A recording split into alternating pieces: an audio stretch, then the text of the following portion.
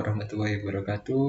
Halo, jumpa lagi bersama saya Nur Afifi, mahasiswa Prodi D3 Rekam Medis dan Informasi Kesehatan dengan nomor induk mahasiswa 22032511. Video ini dibuat untuk memenuhi tugas mata kuliah Anatomi Fisiologi yang diampu oleh Bapak Hendri Didiharto.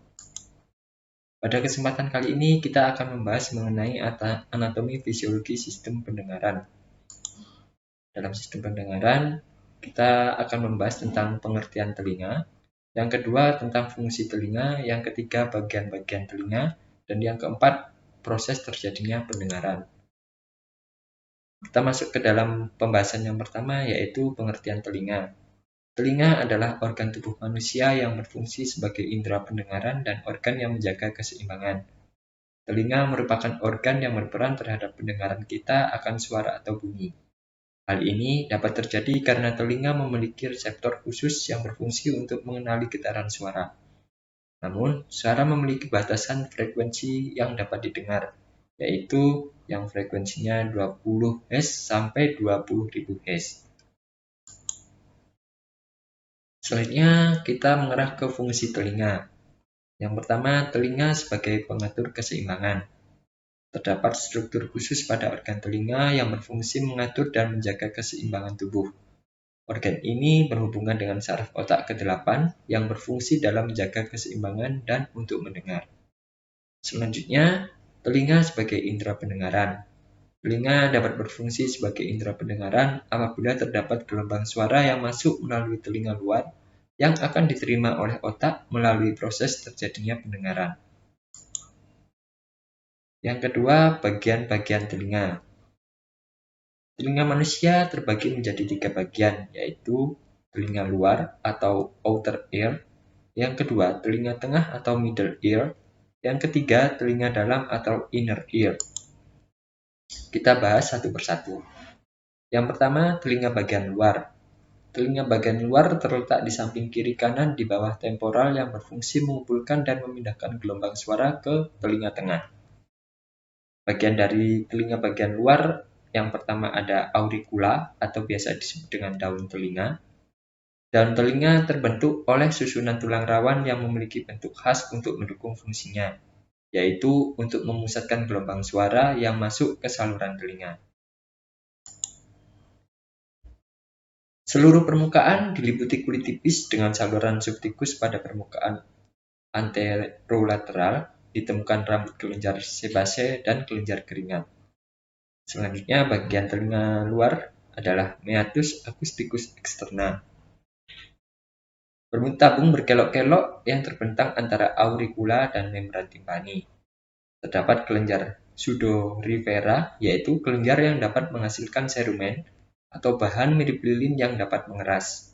Serumen ini menjaga telinga agar tidak banyak kotoran dari luar yang masuk ke dalam, juga dapat menghindari masuknya serangga karena memiliki bau tidak sedap. Fungsi komponen utama telinga luar. Yang pertama, pinna atau daun telinga, terletak di lempeng tulang rawan yang terbungkus kulit dan terletak di kedua sisi kepala. Mempunyai fungsi untuk mengumpulkan gelombang suara dan menyalurkannya ke dalam telinga. Berperan dalam lokalisasi suara. Yang kedua, meatus auditorius externus atau saluran telinga, terletak di saluran dari eksterior melalui tulang temporalis ke membran timpani. Fungsinya untuk mengarahkan gelombang suara ke membran timpani, mengandung rambut-rambut penyaring dan mengekskresikan kotoran telinga untuk menangkap partikel-partikel asing. Selanjutnya, ada telinga bagian tengah. Telinga bagian tengah atau cavum timpani adalah ruang berisi udara dalam pars peterosa osis temporalis yang dilapisi oleh membran mukosa di dalamnya.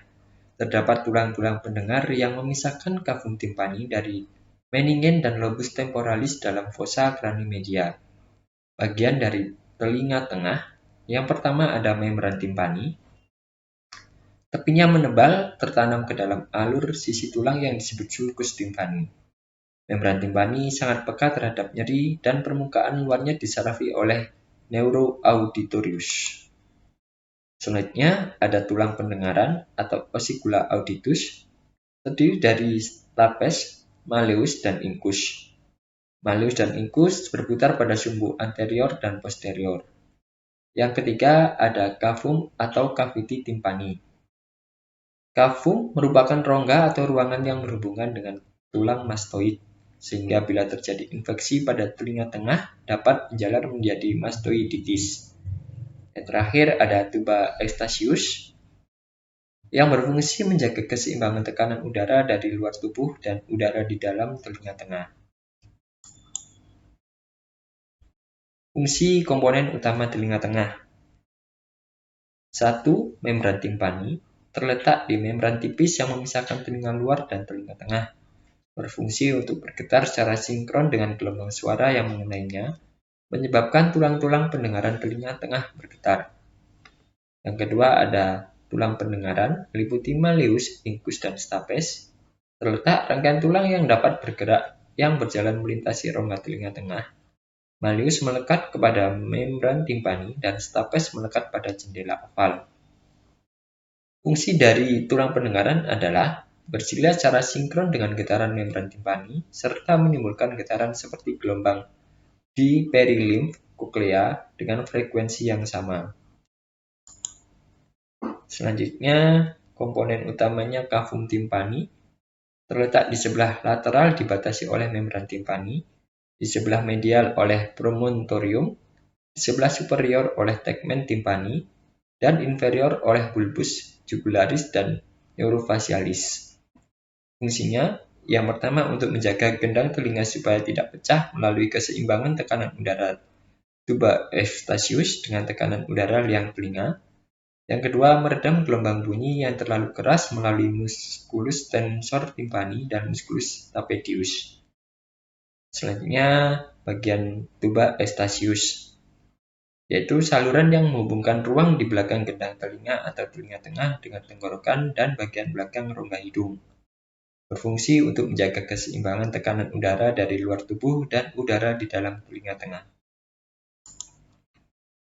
Yang ketiga, kita masuk ke telinga bagian dalam. Telinga dalam atau labyrinthitis adalah suatu sistem saluran dan rongga di dalam pars petrosum tulang temporalis. Di dalamnya terdapat labirin membranosa, merupakan suatu rangkaian saluran dan rongga-rongga. Labirin membranosa berisi cairan endolimf. Bagian dari telinga dalam adalah satu koklea atau biasa disebut dengan rumah siput.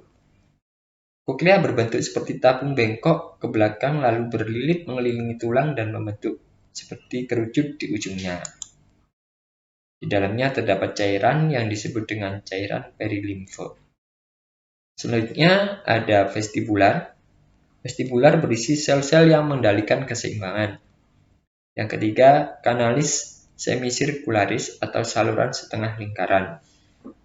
Saluran setengah lingkaran yang terdiri dari 3 saluran semisirkularis yang tersusun menjadi satu kesatuan dengan posisi yang berbeda. 3 saluran tersebut adalah kanalis semisirkularis horizontal, yang kedua kanalis semisirkularis vertikal superior atau vertikal atas, yang ketiga kanalis semisirkularis vertikal posterior atau vertikal belakang. Adapun fungsi komponen utama telinga dalam, yaitu koklea, berfungsi untuk reseptor penerima gelombang suara karena di dalamnya terdapat sel saraf sensoris yang berhubungan dengan otak. Yang kedua, vestibular, berfungsi untuk menjaga keseimbangan posisi kepala terhadap gaya gravitasi pada saat tubuh dalam keadaan diam. Yang ketiga, kanalis semisirkularis atau saluran setengah lingkaran, berfungsi untuk menentukan kesadaran posisi kepala saat terjadi gerakan rotasi atau memutar.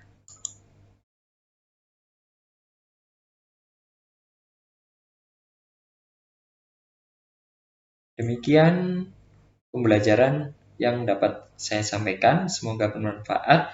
Sekian, Assalamualaikum warahmatullahi wabarakatuh.